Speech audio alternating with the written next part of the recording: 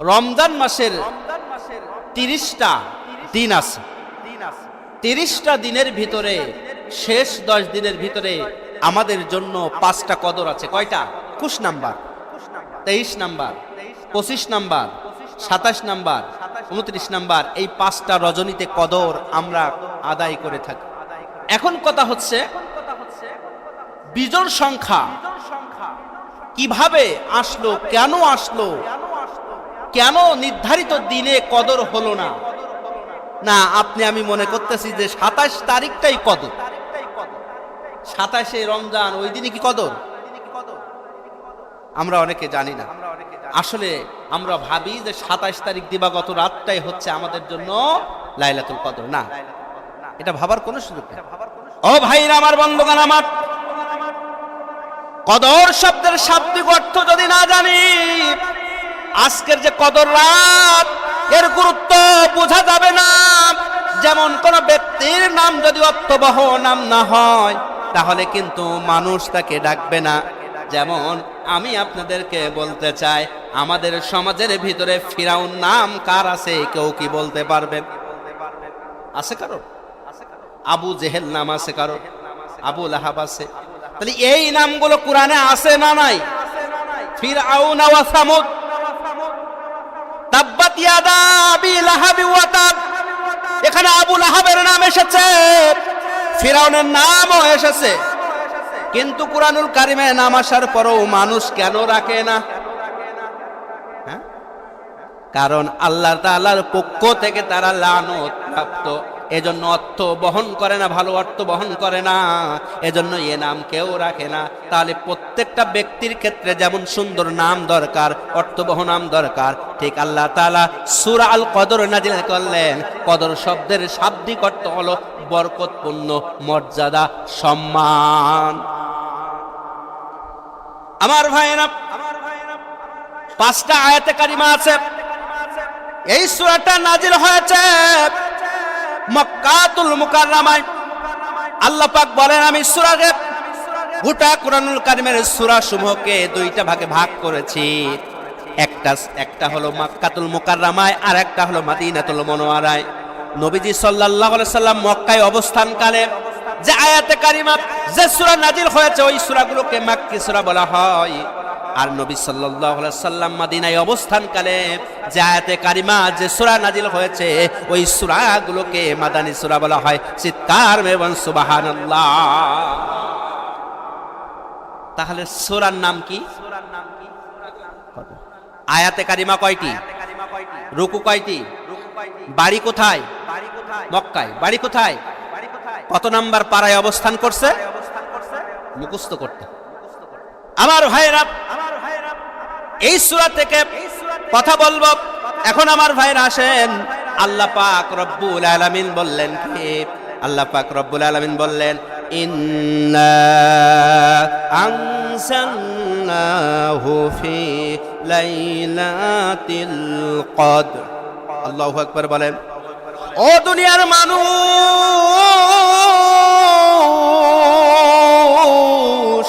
আমি আল্লাহ তাআলা কুরআনুল কারীমকে কদর রাতে নাজিল করেছি, বরকতপূর্ণ রাতে নাজিল করেছি। সুবহানাল্লাহ বলেন। বরকতপূর্ণ মাস, বরকতপূর্ণ রাত, কদর রাত। আমরা কোন রাতে অবস্থান করতেছি?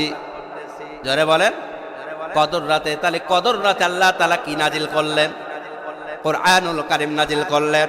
আমার ভাই, আমার বন্ধুগণ আমার, এই কুরআনুল কারীম কেন নাজিল করলেন? আল্লাহ তাআলার কাছে প্রশ্ন করলাম, আল্লাহ তাআলা উত্তর দিতে পারবেন কি পারবেন না? আল্লাহ তাআলা বললেন, পবিত্র কুরআনুল কারীমের 2 নাম্বার সূরা। কয় নাম্বার সূরা? 2 নাম্বার সূরা, প্রথম নাম্বার রুকুর, প্রথম নাম্বার পারার 2 নাম্বার আয়াতের শেষের অংশে আল্লাহ তাআলা বললেন, হুদাল লিল মুত্তাকিন।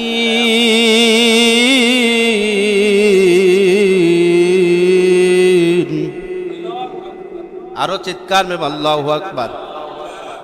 আপনারা তো আল্লাহু আকবার বলছেন না। আল্লাহু আকবার বললে কি লাভ হয় জানেন? শোনেন তাহলে। হিন্দুরা, বৌদ্ধরা যারা আছে, তারা তো উপাসনা করে, করে না? করে। দেখবেন হিন্দুরা যখন পূজা হয় তখন কিন্তু সামনে যে পড়ে যাহা দেবী সর্বভৌতি শান্তিরূপী অং নমস্তস্যহি নমো নমঃ অং লং জ্যেষ্ঠং ষষ্ঠং পর্ণং ব্রাহ্মণ আল্লাহ রসুল মোহাম্মদ রকম পরশ আদল্য বুকনি কথম এত ইসমিন্নি তরমিন শিষ্য শাখা সমন্বিত হোতার বিন্দ হোতার বিন্দ হোতার বিন্দ চিৎকার মেরবান আল্লাহু আকবার। আপনারা মনে করছেন হুজুর মনে হয় পাগল হয়ে গেছে। গীতা বলেন, রামায়ণ বলেন, মহাভারত বলেন, বেদ বলেন, যত গ্রন্থ আছে সমস্ত গ্রন্থের ভিতরে যে আল্লাহ আল্লাহ রসুলের নাম এসেছে, আমার ভাইরা আল্লাহ আল্লাহ রসুলের নাম তারা উচ্চারণ করে। এখন আমার কথা হচ্ছে এই যে পড়লাম যাহা দেবী মানে যা কিছু আছে সব দেবীর জন্য, সর্বভূতি মানে সবকিছু উৎসর্গ করে দিলাম, শান্তিরূপী হে দেবতা তুমি আমাদের শান্তি দেবে এনে দাও, অং মানে আমি, নমস্তস্যহি নমো নমঃ পাততলার থেকে মাথা পর্যন্ত যা কিছু আছে সবকিছু তোমার সামনে নোয়ায়া দিলাম। প্রণাম করে না? করে? তাহলে কিন্তু দেবতা কি শান্তি এনে দিতে পারে? কথা বলতে হবে, পারে? শান্তি দেওয়ার মালিক কে? বিশ্বাস করি, চিৎকার মেমন্ত আল্লাহু আকবার। এখন এটা তো আমরা বললাম শান্তি দেওয়ার মালিক আল্লাহ, ওরা চাচ্ছে দেবতার কাছে, আমরা কার কাছে চাচ্ছি? আল্লাহর কাছে। কিভাবে চাচ্ছি? ইন্নী ওয়াজ্জাহাতু ওয়াজহিয়া লিল্লাযী ফাতারাস সামাওয়াতি ওয়াল আরদা হানিফা ওয়া মা আনা মিনাল মুশরিকিন। রব্বুল আলামিন আমার মুখমণ্ডল, আমার হাত, আমার জবান, আমার দেহ, আমার পা, আমার পাততলা থেকে মাথা পর্যন্ত যা কিছু আছে সমস্ত কিছুকে আমি আল্লাহ তোমার সামনে কিবলামুখী করে দিলাম। ওয়া মা আনা মিনাল মুশরিকিন, আমি ঘোষণা দিলাম আমি কিন্তু মুশরিকদের অন্তর্ভুক্ত নয়। আল্লাহ বললেন ফেরেশতারে যা যা যা যা যা, আমার বান্দা দেখ কানে হাত দিয়া আমার সামনে নত হইয়া আল্লাহু আকবার বলে আমার মহানত্ব ঘোষণা করে, আমার বড়ত্ব ঘোষণা করে। আমি আল্লাহ খুশি হয়ে গেলাম, ওই বান্দা বান্দির তামাম জীবনের গুনাহ মাফ করে দিলাম। আল্লাহু আকবার। তাহলে আল্লাহু আকবার বললে কি লাভ হয়? গুনাহ মাফ হয়। আল্লাহু আকবার বললে কি হয়? গুনাহ মাফ হয়। মাফ করেন কে? তাহলে আমরা আল্লাহু আকবার বলতে চাই কি চাই না? আমার বান্দাগণ গভীর মনোযোগ। এবার আল্লাহ পাক রব্বুল আলামিন বললেন আমি কোরআনুল কারীম নাজিল করে যে বরকতপূর্ণ রাতে কদর রাত, সেই কদর রাতে আমরা অবস্থান করেছি। ভাইরা আমার, বন্ধুগণ আমার, আল্লাহ তাআলার নবী বিশ্ব নবী সাল্লাল্লাহু আলাইহি সাল্লাম এই মাসে একটা দোয়া বেশি বেশি পড়তেন। নবী করিম সাল্লাল্লাহু আলাইহি সাল্লাম এই কদর রাতে এই রমজান মাসে বেশি বেশি দোয়া আল্লাহ তাআলার কাছে করতেন। আল্লাহ তাআলার কাছে বলতেন, রব্বুল আলামিন আল্লাহর কাছে এই দোয়াই করতেন নবীজি, আল্লাহুম্মা ইন্নাকা আফুউন তুহিব্বুল আফওয়া ফাফু আন্নী।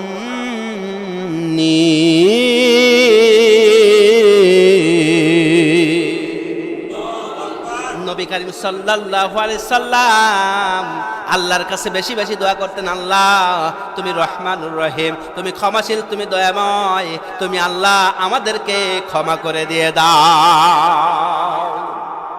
আল্লাহ তাআলা ক্ষমা করবেন কি করবেন না? করবেন না? করে দিবেন। আমার ভাই, আমার বন্ধুগণ আমার, গভীর মনোযোগ। আসমান আর জমিন সৃষ্টির 50,000 বছর আগে তাকদীর লেখা হয়। কত বছর? হাজার আগে বললাম, 50,000 বছর আগে আসমান আর জমিন সৃষ্টির 50,000 বছর আগে তাকদীরে লিপিবদ্ধ করা হয়, তাকদীর লিপিবদ্ধ করা হয়। আমার ভাইরা, আমার বন্ধুগণ গভীর মনোযোগ। এবার তাকদীর লেখা হয়েছে, দ্বিতীয়বার তাকদীর লেখা হয়েছিল আমার ভাইরা মায়ের গর্ভে যখন কোন সন্তান 4 মাস 10 দিন গর্ভপাত অবস্থায় থাকে, তখন লেখা হয় মানুষের হায়াত, মৌত, রিজিক। আল্লাহু আকবার বলবেন না? কয় মাস বললাম? 4 মাস 10 দিন যখন মায়ের গর্ভে থাকে, তখন আল্লাহ পাক রব্বুল আলামিন দ্বিতীয় তাকদীর লিপিবদ্ধ করে তার শরীরের ভিতরে আল্লাহ তাআলা রূহু ঢোকায়া দেন। আমার ভাইরা, তৃতীয় দফায় আল্লাহ তাআলা তাকদীর লিপিবদ্ধ করেন, সেটা হলো লাইলাতুল কদর। সুবহানাল্লাহ বলবেন না? 1 বছর মানুষ, কত মানুষ পৃথিবীতে আগমন করবে, কত মানুষ মৃত্যুবরণ করবে, তার ভালো যাবে কি মন্দ যাবে লিপিবদ্ধ আল্লাহ তাআলা করবেন এই লাইলাতুল কদর রজনীতে। এজন্য বলা হয়েছে লাইলাতুল কদর মানে ভাগ্য রজনীর দিন। সুবহানাল্লাহ বলেন। তাহলে আমরা সেই কদর রাতে আইছি। কোন মানুষ মারা যাবে, কোন মানুষ জিন্দা থাকবে, এই লেখা হবে কোন রাতে? জোরে বলেন। তাহলে আমরা আসছি সেই কদর রজনীতে। এখন আসুন আমরা কদর সম্পর্কে কিছু কথা জানবো। আমার ভাইয়ের, আমার বন্ধুগণ, আমার গভীর মনোযোগ। আল্লাহ পাক রব্বুল আলামিন বললেন, বিশ্ব নবী সাল্লাল্লাহু আলাইহি সাল্লাম কদর রাতিতে নামাজ আদায় করলেন। আদায় করার পরে তিনি বের হয়েছেন, সবার সাথে বলবেন কদর রাতটা কোন তারিখ, কদর রাত কোন তারিখ এটা নির্ধারিত বলবেন বলে তিনি বের হয়েছেন। বের হয়ে দেখেন 2 জন মুসলিম ভাই তারা ঝকলাই লিপিবদ্ধ হয়ে গেছে। আল্লাহ নবী সাল্লাল্লাহু আলাইহি সাল্লাম তাৎক্ষণিকভাবে ভুলে গেলেন। তখন তিনি বললেন, নবীজি ঘোষণা দিলেন, ও আমার মুসলিম ভাইরা, আমি এসেছিলাম তোমাদেরকে সুসংবাদ দেব বলে যে তোমাদের লাইলাতুল কদর কোন তারিখে হয় এটা ঘোষণা দেওয়ার জন্য এসেছিলাম, কিন্তু তোমরা ঝকলাই লিপিবদ্ধ হওয়ার কারণে সেটা আমি তাৎক্ষণিকভাবে ভুলে গিয়েছি, আল্লাহ আমাকে ভুলিয়ে দিয়েছেন। এজন্য নবী সাল্লাল্লাহু আলাইহি সাল্লাম ঘোষণা দিলেন, তোমরা কি করবা, রমজান মাস যখন আসবে শেষ 10 দিনের 5টা বেজোড় তারিখে তোমরা লাইলাতুল কদর তালাশ করবা। লাইলাতুল কদর তালাশ করতে হবে। এই লাইলাতুল কদর তালাশ করতে যায় নবী করিম সাল্লাল্লাহু আলাইহি সাল্লাম তিনি কি করলেন, রমজান মাসে বেশি বেশি ইবাদত বন্দেগী করতেন। আমার নবীজি প্রত্যেকটা মাসে তিনি ইশার সালাত আদায় করার সাথে সাথে ঘুমিয়ে যেতেন। আল্লাহু আকবার বলেন। কিন্তু রমজান মাস যখন আসতো, রমজান মাসে আল্লাহর নবী সাল্লাল্লাহু আলাইহি সাল্লাম শেষ 10 দিনে তিনি কোনোদিন ঘুমাননি। আল্লাহু আকবার। আমার ভাইরা, আমার বন্ধুগণ, আমার গভীর মনোযোগ। এই রমজান মাসে 5টা আমল রয়েছে। কয়টা? আপনার আমার জন্য আল্লাহ তাআলা 5টা আমল দিয়েছেন, স্পেশালি ভাবে 5টা আমল বেশি বেশি করতে হবে, নবীজি করেছেন। 5টা আমলের 1 নাম্বার আমল হলো, আমার ভাইরা, রাত জেগে ইবাদত বন্দেগী করতেন নবী করিম সাল্লাল্লাহু আলাইহি সাল্লাম। আমাদেরকেও রাত জেগে ইবাদত বন্দেগী করা লাগবে কি লাগবে না? হুজুর, রাত জেগে ইবাদত করে লাভটা কি? ও তো ফ্রি ফায়ার খেললে লাভ আছে, আছে না নাই? আছে। ফ্রি ফায়ার খেললে টাকা হবে। ও ভাইরা, আমার বন্ধুগণ, আমার তাহলে নবী সাল্লাল্লাহু আলাইহি সাল্লাম 1 নাম্বার শিক্ষা আমাদেরকে দিচ্ছেন আমল। রমজান মাসে কদর রাতে আল্লাহর নবী সাল্লাল্লাহু আলাইহি সাল্লাম বলেছেন যে কদর রাতে তোমরা বেশি বেশি ইবাদত বন্দেগী করবে। আর তিনি কি করতেন? তিনি রাত জেগে জেগে রমজান মাসে বেশি বেশি ইবাদত করতেন। 2 নাম্বার শিক্ষা নবী সাল্লাল্লাহু আলাইহি সাল্লাম দিয়েছেন, আমলের কথা বলেছেন।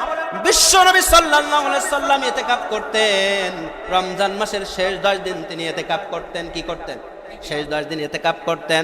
এখন আমাদেরকেও ইতিকাফ করা দরকার আছে না নাই? কিন্তু এই মসজিদে ইতিকাফ আছে, আজকে কেউ আছে? কিন্তু একটা হাদিস আপনাদেরকে বলে যায়, নবী করিম সাল্লাল্লাহু আলাইহি সাল্লাম বলেছেন, যদি কোনো ব্যক্তি জানাজার নামাজে কোনো মহল্লা থেকে একজন ব্যক্তি যদি জানাজায় শরীক না হয়, তাহলে ওই পুরা মহল্লাবাসী গুনাহগার হয়ে যাবে। ঠিক তেমনি ওই মহল্লা থেকে যদি একজন ব্যক্তি ইতিকাফে হাজির না হয়, তাহলে পুরা মহল্লাবাসী কবিরা গুনার অন্তর্ভুক্ত হয়ে যাবে। নবী করিম সাল্লাল্লাহু আলাইহি সাল্লাম জীবন দশায় প্রত্যেক রমজান মাসের শেষ 10 দিন ইতিকাফ করতেন। আর তিনি একবার মাত্র, যে বছর তিনি বিদায় হয়ে চলে যাবেন, শেষ নিঃশ্বাস ত্যাগ করবেন, তিনি ওই মাসে 20 দিন ইতিকাফ করেছেন। সুবহানাল্লাহ।